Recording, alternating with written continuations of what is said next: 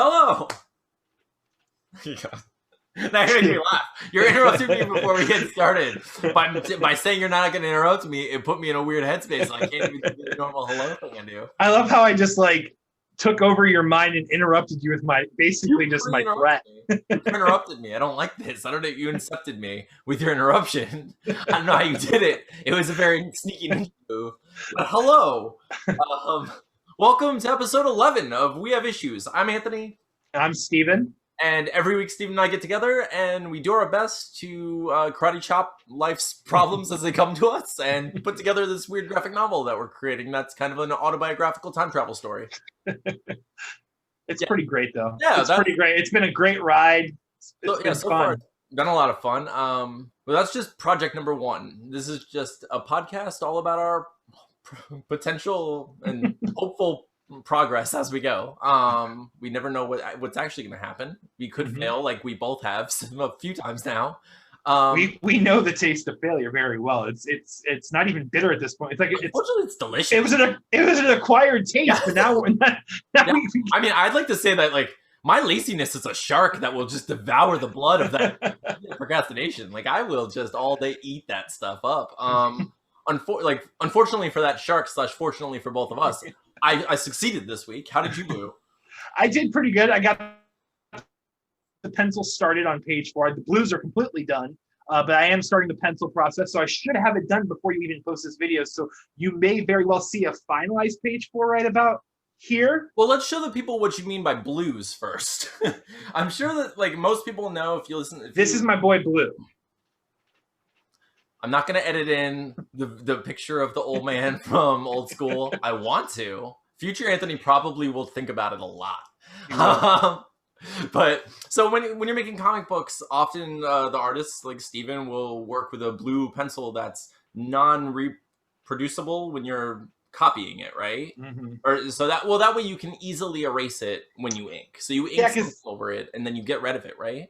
Basically, since if my pencils were more of a clean pencil, I could even go a step above and turn those all into inks basically when you put it into Photoshop. Right. But yeah, you basically just do these little short process in Photoshop to get rid of the cyans, the magentas, all in that non-photo blue basically.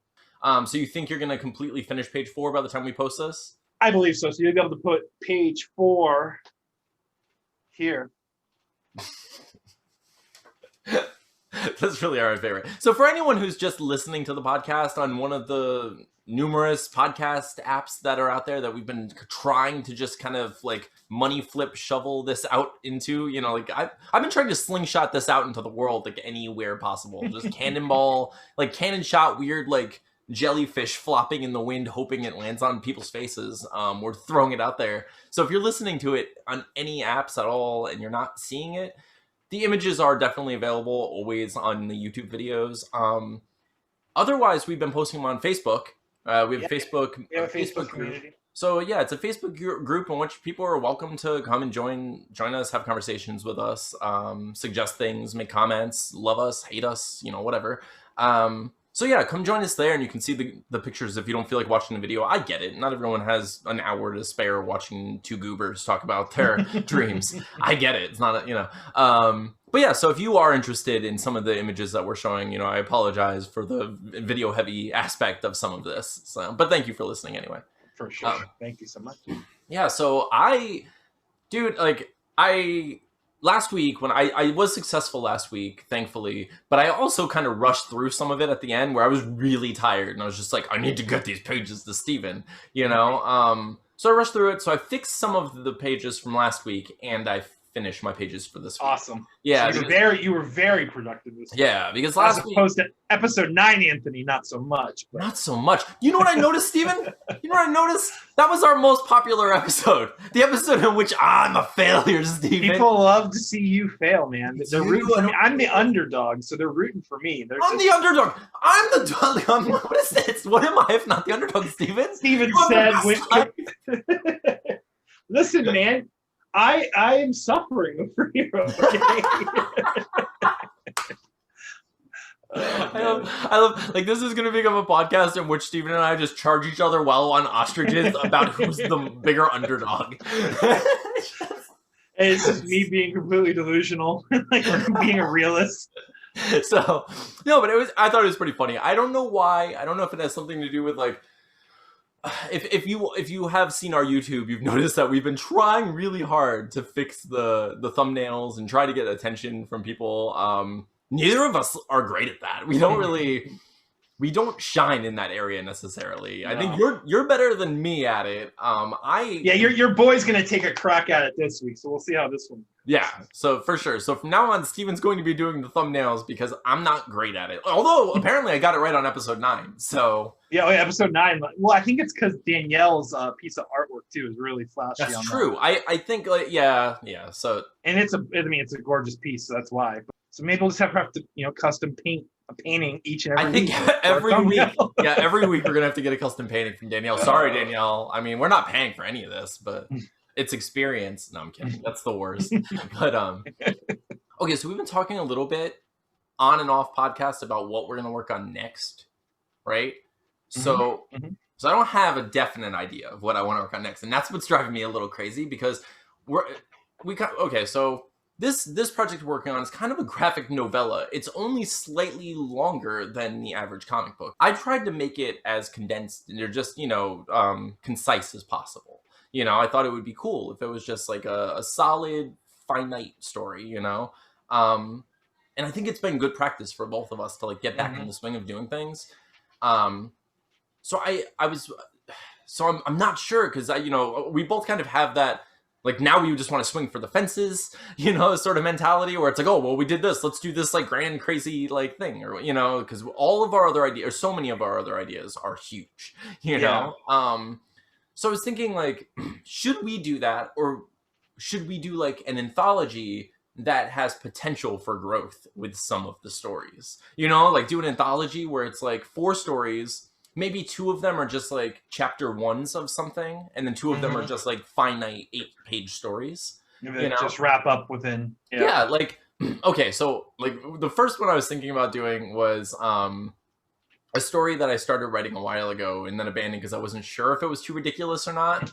But it's about a young girl who goes to visit her grandmother in a nursing home in like an elderly facility for like spring break. So instead of spending her spring break, like having fun and going out and doing anything fun, this like middle school, maybe high school, probably middle school though, like somewhat innocent girl goes to this elderly facility, has to stay overnight with all of these old people who are doing nothing but like playing chess and checkers and parcheesi and all these boring like old maid, and she has nothing there for her. Like she can't even really look at her phone. She just has basically like a diary, like she has nothing to do.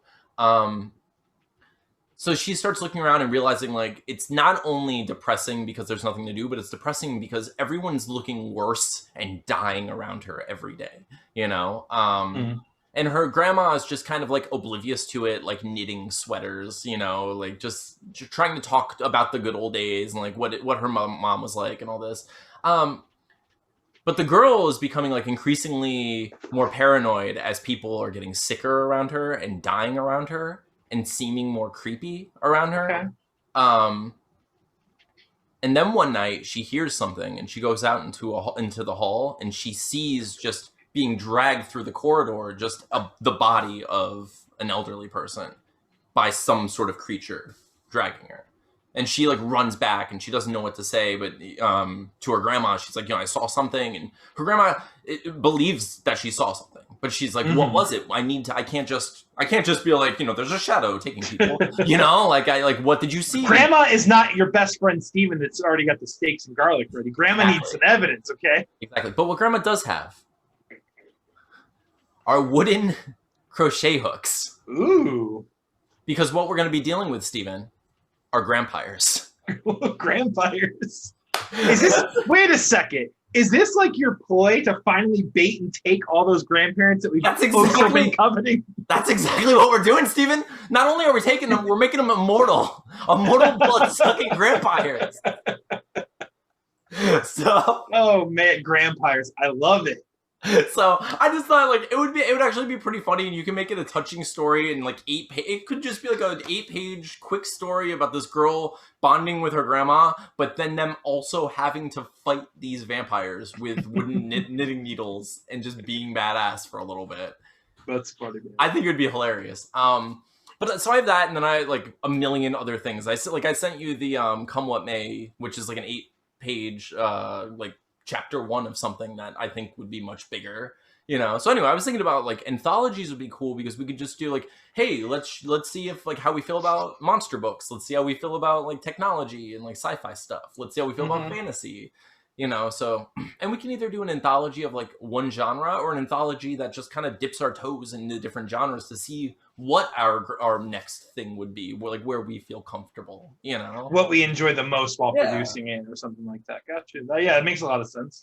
Yeah, so. And it's an easy way to push out like quick ideas because like what we were saying, some of these like larger ideas we have may be better saved for when, you know, our potential future is that. So where we can spend 40 hours a week working on it, as opposed to, you know, the scrap time we get to throw in on these projects. Yeah. If you draw 8 pages and you're done with the story, we can then take those 8 pages and put them out into the world. We can actually, you know, we can get them into other anthologies. We can just release them digitally while we're waiting for, you know, for you to finish the other stories, and then put them all together as a you know, a bound book for people. So it's constantly going to be something that's available for the people, and it'll give us that sense of accomplishment that unfortunately we all love and need, even though we wish we didn't, you know.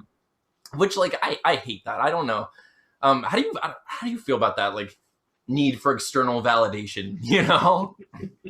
I mean, who doesn't like a little bit, right? I mean, like even this YouTube channel's kind of showcase that for us, where we get like these little pockets of joy when we see these, like, you know, these people like liking and like, you know, sharing and loving our podcast. It does make you feel good. So yeah, I imagine it would be the same thing when it comes to the artwork and stuff like that, you know? Yeah, it is really interesting. Okay, so the other day, it was really funny because I was editing our podcast and we were just talking about people disliking things, you know, like we were having that whole conversation.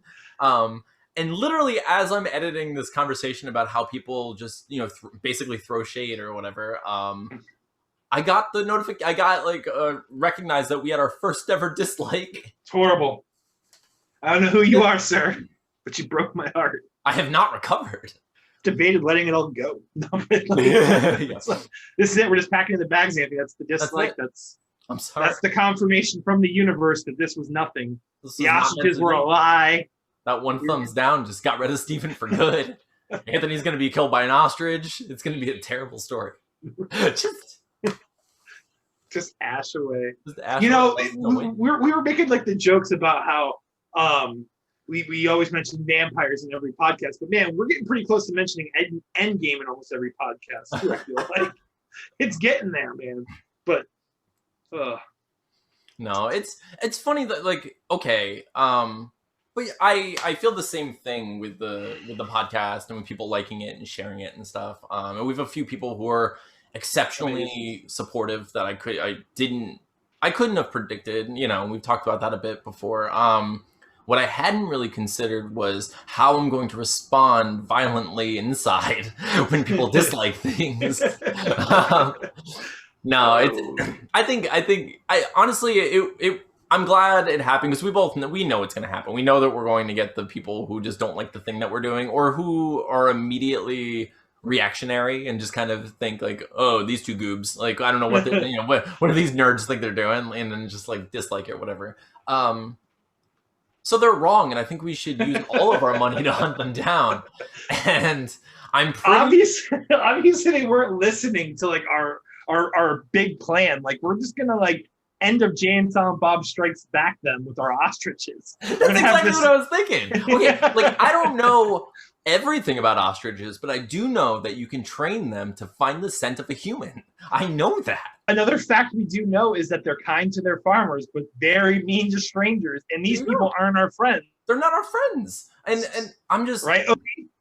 So if you're listening to this, please like and subscribe, or... We're going to sick them on you. You ever been chased by a 7-foot, 300-pound bird that travels at speeds of 55 miles per hour? Usain Bolt can't outrun this guy. Oh my gosh. You're done, son. They got talons. Well, on top of that, so since episode 9, where we talked about the stalkery situation, and I had to unfortunately message someone, tell someone that I was threatening a restraining order on them. I haven't heard from them since, thankfully. Wow. So we can all celebrate that. However, she's definitely the dislike, though. That's gotta be who it is. Was it on that video? Yeah, it was that one. It's definitely right. I don't know. Maybe not. Steven, I miss it though. I'm lonely now. I'm like, no, it is weird. Yeah, that was weird. That was a bizarre situation. You know what I did do? You know what I'll admit to? You know what I did, Steven? I'll tell you what I did. What'd you do? I did something I'm not proud of, Steven.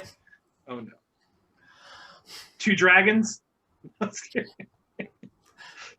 No, Steven. Okay, so I went on Plenty of Fish, and okay. Now I'll tell you the reason that you said no dating. Why would you even go on Plenty of Fish? I know. I'll tell you the reason that I used in my own head, knowing that I was lying to myself as it was happening. I was like, I'm just here because and this part is true. Not that the justification is valid. Okay, I'm not saying that's actually why I went. That's just the lie that I was telling myself to justify doing it.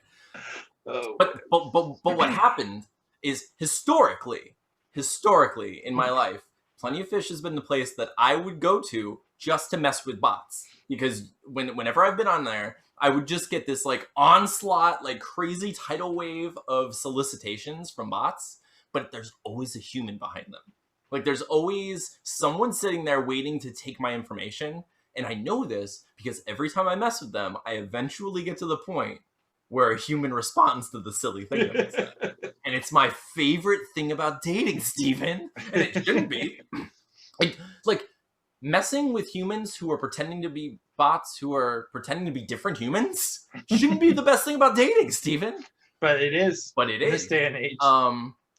So that was the justification I was telling myself, where I was like, okay, I haven't been going out very much. I haven't been doing very much. Maybe I should get some stories for the podcast and stuff. I'm going to do this. Knowing in my stupid brain that like, well, I also have the opportunity to just be on a dating app and maybe we'll see when it... Stupid. It's stupid. I'm hating myself and I'm shaming myself live on a podcast. So I've since deleted it. Then I'll tell you what happened. So I actually got one message from a human. And I immediately got terrified because I was like, I'm not ready for this. I was like, I have a wife. No, I was kidding. So Christ, I can't take that.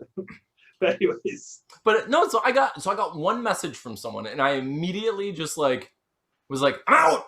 So I told them the thing that I just told you about the bots. I was like, I'm just here. I'm mostly here for the bots. I'm sorry. And like I told them, I was like, I don't really have time, and oh my gosh, but it was weird because I was like, not that I don't know, they probably wouldn't like me anyway if they got to know me. I don't know, but like, you just like shattered that person's like world though. Like that's like the worst rejection ever. Like, hey, by the way, wasn't here for anything real, looking for bots. Peace. Like that's basically what she did, and she's like, well, no one's looking for bots. Like who's doing that? So like. Yeah, man. I hope she's a fan of ours, so she at least knows that you really were searching for bots. No, I like allegedly. Okay, that's the thing is, it was my initial intention, but what the thing I'm ashamed of is then that's what happened is I had that secondary thought of like, ha ha ha. Like I'm also on a dating app now, and it's possible, and that's what made me delete it. I was like, I'm gonna delete this. Is stupid because I know that like the reaction that you just got, that you imagine that the woman got. I don't want that, So I don't want that situation. But I am getting lonely. Like it's weird. I message you like 30 times a day. How are you still lonely? You're right. It should be enough. Enough should be enough. You want me to get Tina to start messaging you too? We'll double dip on you. Oh, it's so weird, dude. I think it's just like not seeing people who aren't my coworkers or son. You know what I mean? Like it's been like because that's all I see are people at work or home. That's it. You know, like that's my whole life now. So, which is weird because I don't want to go anywhere else. You know, like when I think about like, ooh, I'm lonely. I just think like I still want to do the things I'm doing. Just it would be nice if someone else was there wanting to also do the things I'm doing. And I get to hang out with them, and no, I get it. So, side note to all that you're talking about, I colored my eyebrows, and I'm not sure how I feel about it. I look weird because my eyebrows are non-existent. Go back to any of the other videos, folks. You will not see a single hair on my eyebrows because it's so blonde. You know, my wife. Go ahead. I was gonna say I'm a little shocked that I can tell what you're feeling. like normally I just always assume you're in love with everything I'm doing and saying and that we're best friends. Now I'm not so sure. Now there's a lot of questions. My expressions. There are complicated expressions going on and I'm not sure I'm here for it. I don't know what to do. No, I'm kidding. I thought it was really funny. You sent me a picture the other day of they're weird though. It was shocking. It was I wasn't ready for it. Because I only think of you as someone who doesn't have eyebrows. I've seen your eyebrows. I know you have them. They're there if you're in person in the right lighting because they're so blonde. But yeah, it's just so funny because on the podcast it's like and I have 2 bushy eyebrows. I need Tina to like take mine down. I'm getting like as I get older, it's just gonna be Eugene Levy, like giant crazy eyebrows. Does Tina like it? Oh yeah, Tina loves it. Oh, then that's all that matters. And she's got to look at my mug all day. So yeah, I mean I don't have to look at this. This isn't for me. I don't know. This is what I enjoy. Just look at myself in the mirror. This is my world. Yeah, I don't know. I always want to feel comfortable like with myself, especially I'm single. I don't really like who else do I have to impress? Like it doesn't matter. No one, Atlas has a certain expectation and a standard that you must meet on a daily basis. But actually, my cousin Gary started listening to our podcast, which is pretty cool. That is cool. Yeah. He's a cool guy. I've only met him a handful of times, but he's oh yeah, pretty cool guy. Oh yeah, I mean he's hands down like singularly responsible for my entire like comic book upbringing. So I have to be pretty thankful for him. If it wasn't for him, there's no chance I would have been introduced to a lot of the things that I've been introduced to. Like it was. That would have just been a lot of stumbling through the dark, But I don't know. Then again, maybe he set me back because then I couldn't talk to any of my peers. That's right. That's right, Gary. You ruined my life. Yeah. Now I'm over here making issues with this guy. Browse McGee over here. Look what you damned me to, Gary. How dare you, Gary? I could have been successful years ago. I could have been writing Spider-Man. Here I am trying to make this touchy indie book. I wonder where that came from, Gary. With like the most specific, there's gonna be like 5 people that buy it. 5,000. But speaking of like indie books and stuff, so we've been contacted by a few people now in the independent comics community and like independent podcasting communities. Some podcasts would like us to be guests on the podcast, which is pretty cool. What do you think? That is really cool. I'm excited for that. Obviously, we'll have to do some research on that one. It's like a 2-fold research too. It's like not only do I have to know the reading material, but I need to play the video game too, which is pretty cool. That sounds like a pretty fun. There's a podcast called Play Comics, and they invited us to be a part of their podcast in which we read a comic and play video games based on the comic and then discuss, how similar or different, how close they were to the source material. So it seems like a pretty cool idea. I'm concerned as always and like super insecure about it. Not sure if we're going to fit in. I listened to like 3 episodes. I think this is their ruse. I think they're like, let's invite these people on because they're going to listen to all of our episodes to see if they're good enough because they're so insecure that they can't not do that thing. But yeah, so I think it could be pretty cool if we get the right video game for sure. So at that, we've also been given a few free books from people who would like us to discuss their book, a couple of which we've read. Some I haven't gotten to yet because we're working on our own stuff and editing this and doing all this stuff. But there was one recently that someone contacted us, and they have a Kickstarter running right now for the book. So we figured since this episode's going to be out before their Kickstarter's finished, we should mention it here, right? Did you get a chance to read that? I did. It was pretty entertaining too. The art, I especially dug. I think there was 2 issues, so I especially dug the artwork because they were kind of like anthologies too, right? So yeah, it's called Radley Boy Adventurer by Winston Gambro. It's kind of like an anthology series with all these fantastic artists. Issue 1 was already successfully funded through Kickstarter, which is usually a good sign. And so now he's trying to get issue 2 out there. And I read the first issue. I thought it was pretty interesting. It's definitely aimed more toward children or like middle school kids, maybe high school kids. I don't know. But like primarily it seems to be elementary to middle school kids. It's kind of fun though. What did you think? I enjoyed it. I really actually like the storyboarding and like the artwork in the first 2 anthologies in the second book.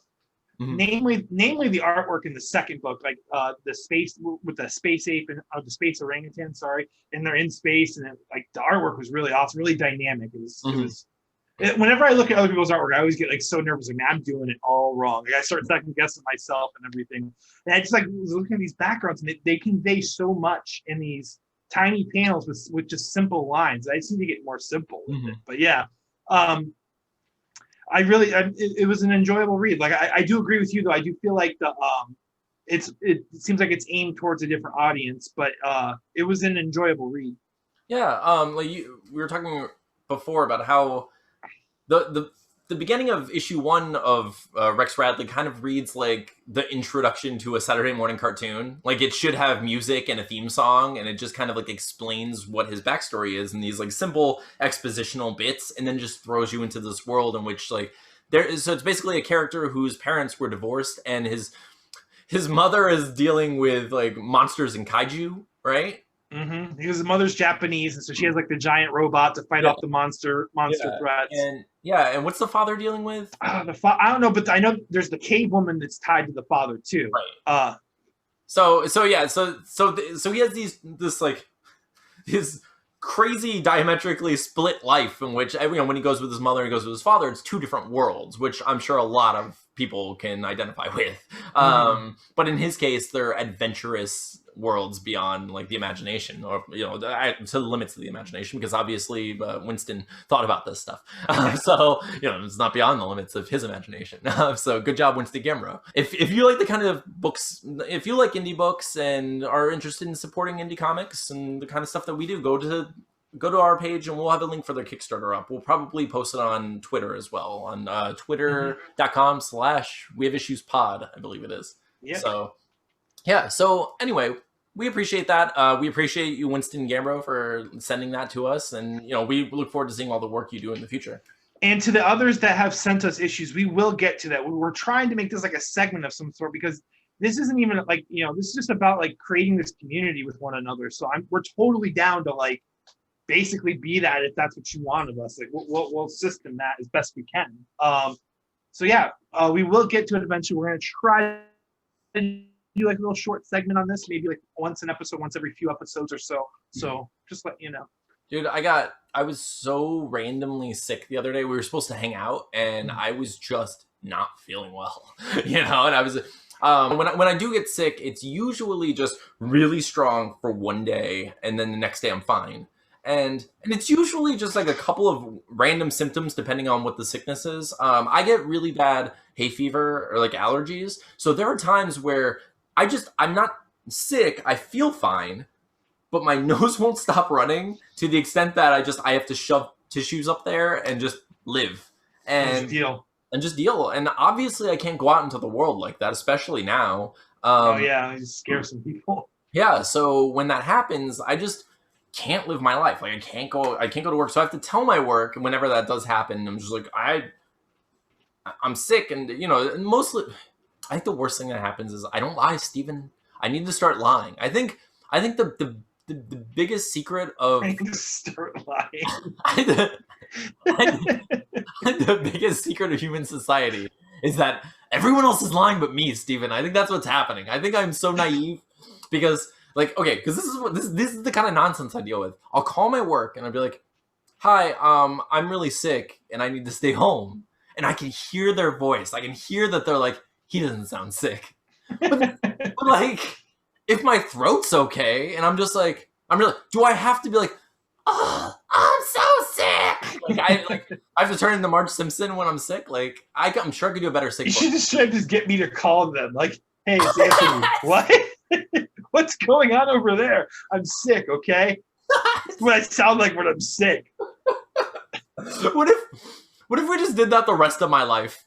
It was just every time I have to call out of something, you do it and just pretend you're me. Yeah, listen, I don't like you anymore. Yeah, I know, it's all good though. He doesn't want to pay the toll. It's too expensive. Bye. It's too expensive. It's $2. It is weird. Okay, so where Steven and I live, we're 2 worlds apart. So just to see them, bye. No, I was kidding. That's a different song, Steven. So, same band though. No, so we're worlds apart, broken in 2. Steven lives on one side of the bridge. I live on the other side of the bridge. In order for me to see Steven, I have to pay $2. In order for Steven to see me, he pays nothing. He's free range. He can just come over whenever he wants. Oh, to go see them. Okay, now here's the thing. How do you look at this? Do you look at it as they need me to pay to be able to go and see you because you're fancy and your world is better than mine? Okay, or are you a human zoo and I'm paying the admission? I think it's the zoo. I think it's the zoo. I mean, there's more to see over there. There's more for me to enjoy. For you, it's just like you come over to where I live, and it's just the real world over here. There's nothing. We have nice guys where I live, though. Yeah, you got some nice guys. There's a place. Okay, so where we live, in Southwest Florida, there's a place called Nice Guys. They have incredible pizza. You know when amazing.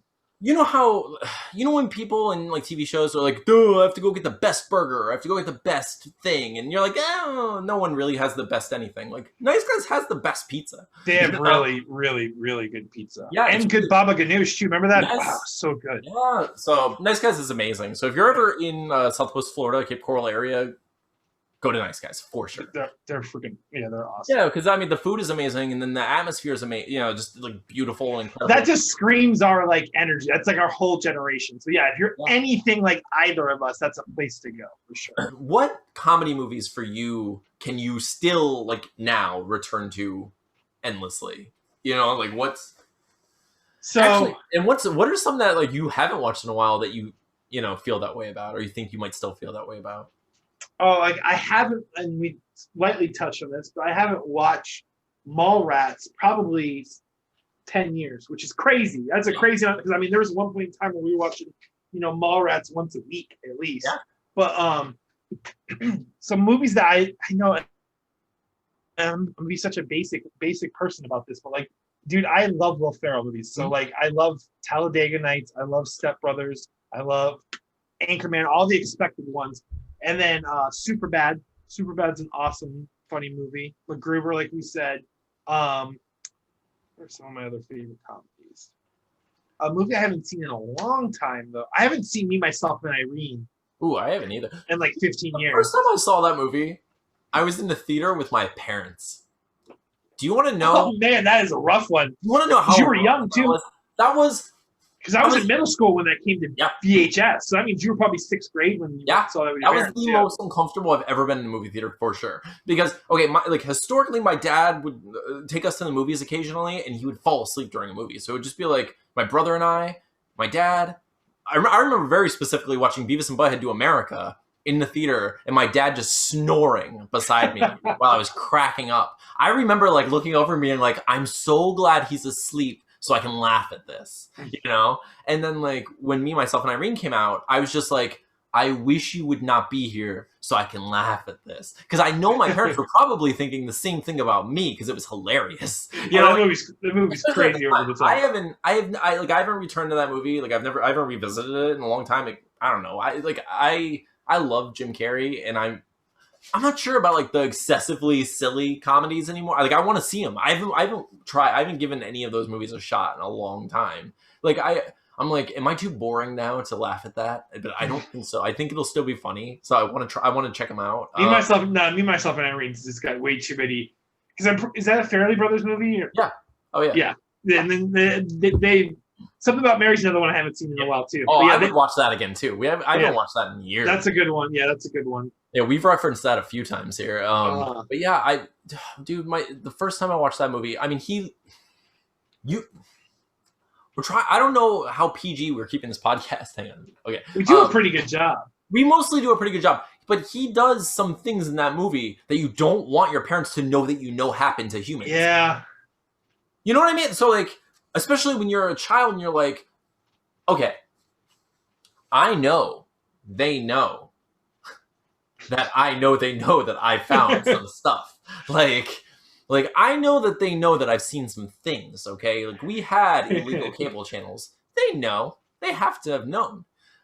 However, we don't have to talk about that. That's none of our business. That's not a conversation that my parents and I ever had to have. And I was hoping it would never come to that. And thankfully it didn't. But you're so fortunate. But what did happen was, dude, my mom can't say the word condoms around me. It makes me think of that story you told me recently. Not recently, in the last year, where your mom had that picture on her phone that she. Oh my God. Okay.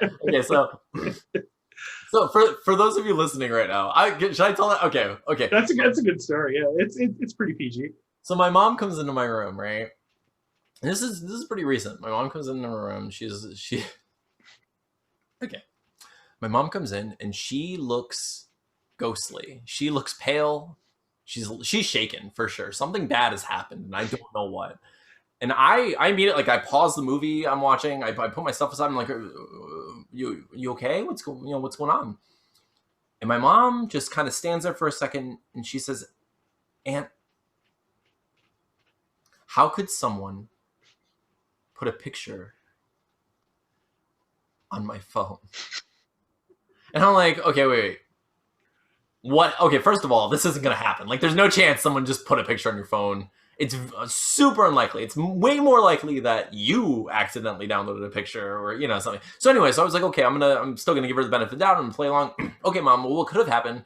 Maybe you're part of a shared network and you didn't realize it. And someone is on our Wi-Fi. And maybe you just looked in the wrong folder. I don't know. So she's like, well, there's a picture. And my mom she won't say certain things for me. She'll curse when she gets mad. Don't get me wrong. She is not a saint. Although not. If you're listening, Mom, you know that you'll curse sometimes. However, what my mom won't do is say anything even remotely inappropriate, especially when it comes to sexual stuff. So, or even body parts. So my mom looks at me and she looks at me and then she immediately just averts her eyes and she's like, there's a picture of a thing. There's a picture of a man on my phone. And I'm like, Mom, show me that dong. Like, I have to assess the situation. I assess the situation. Like, I have to see it and assess this dong situation, Mom. Like, is it like, how big are we talking? What are we talking about, Mom?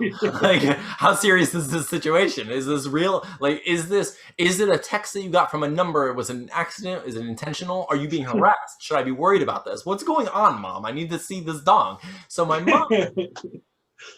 mom very timidly puts the phone in front of my face and she's shaking at this point. I'm like, Mom, all right, give me the phone. So I take the phone and I'm like, what, where, is it a different picture? Where is it? And she's like, and she's looking away. She's averting her eyes, and she just kind of casually glances enough to wince away, like knowing that she saw the thing. That's again. How dare I look at this thing? So she thrusts her finger forward onto the phone and says, "It's right there." And I look up, and I just say, "Mom, it's a dog." Not a dog. Minus the end. It's just a dog. And so that's the story of how I died laughing for literally the entire day. And also, yeah, that's the tale of the time my mom mistook a dog for a dong. That really happened. So I did tell, like, I told my dad immediately. That was so funny. I'll put the picture up right here. This is the dong. Oh my God, you still have the picture? That's amazing. Yeah. I 100% can find that picture, so it's right there. Yeah. Dude, so funny. That was amazing. Oh,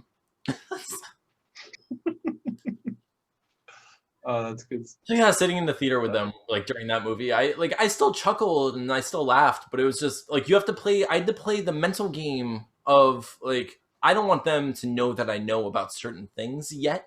You know what I mean? And like, especially as like how crazy crass that movie gets. I mean, that movie gets pretty nasty. It does, especially when he's Hank, and like it gets dark. Oh, yeah. I mean, that's we need to make a list of movies to watch together. We have to get together and watch that Holmes and Watson movie, though. Yeah, because we haven't watched it. I've heard horrible things. Okay. So the bar is set super low. So I'm low. Okay, so Holmes and Watson for me, the bar is set so low that I almost feel like I'm raising the bar of having such low expectations. Yeah, like I'm afraid of like giving it too much credit now, because like there's no way it's that bad. Yes.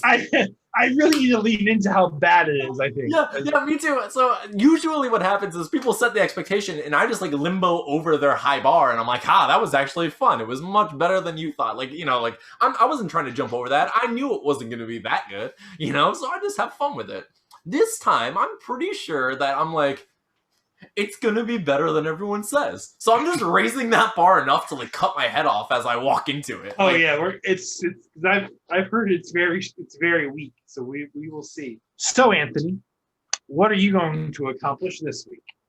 Okay, so this week I'm going to begin the actual narration, which is, I already did all of the panels and the majority of the dialogue, if not all of the dialogue.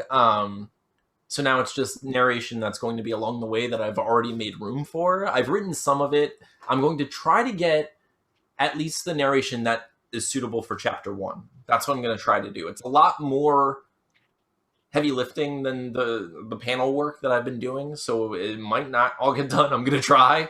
It's definitely more emotional heavy lifting for me, because it's way more specific, because it's the part of the book that's definitively talking about what's happening and talking about what I'm feeling in the situation. So it's it's a little more rough and a little more prosy than the rest of the book. So, but I'm gonna try to get chapter 1 done. I'm gonna stay optimistic and say I'm gonna do it. So yeah, so that's my plan. What's your plan? My plan is to get 4 completed and 5 at least started, possibly completed as well. My goal is to eventually, once I can get into the swing of it, to do 2 pages a week so we can really get this finished. Yeah. And it should get easier as we go along, as I'm getting better at my technique and things like that, and back in full force. So that's my plan, is to get 4 and 5. That's my goal. Cool. All right, that sounds good. We have a plan. Thank you all for listening. And if you're listening to the podcast and you're not subscribed on our YouTube, if you're interested, we are on YouTube at youtube.com/wehaveissues podcast. So meet us there. We're on Facebook. We'll add the links in the description of this YouTube video, and also wherever you find your podcast, you should be able to find it. Thank you again for listening and subscribing. Please tell your grandmas so we can get our ostriches. We want your grandmas. I'm lonely. Specifically. Yeah, grandmas this week, right? We said grandpas last week. Yeah, we both, but we've been trying to even out the love, because the grandparent love. You know what? Give us your grandpas. Give us all the grandpas. But we love you. Thank you so much for listening. Thank you for supporting us, and let us know if you have any books that you'd like us to read, or even if you're not someone who creates comic books, if you have any books that you think would be fun for us to look at, we'd love to take a look. So let us know. Also, if you have any questions, I'm sure Stephen and I would both love to answer them on the podcast for you. So, yeah, questions are always fun. So please ask away. All right. So thank you for listening. I'm Anthony. I'm Stephen. And we have issues. We'll see you next week. Thank you so much. Bye.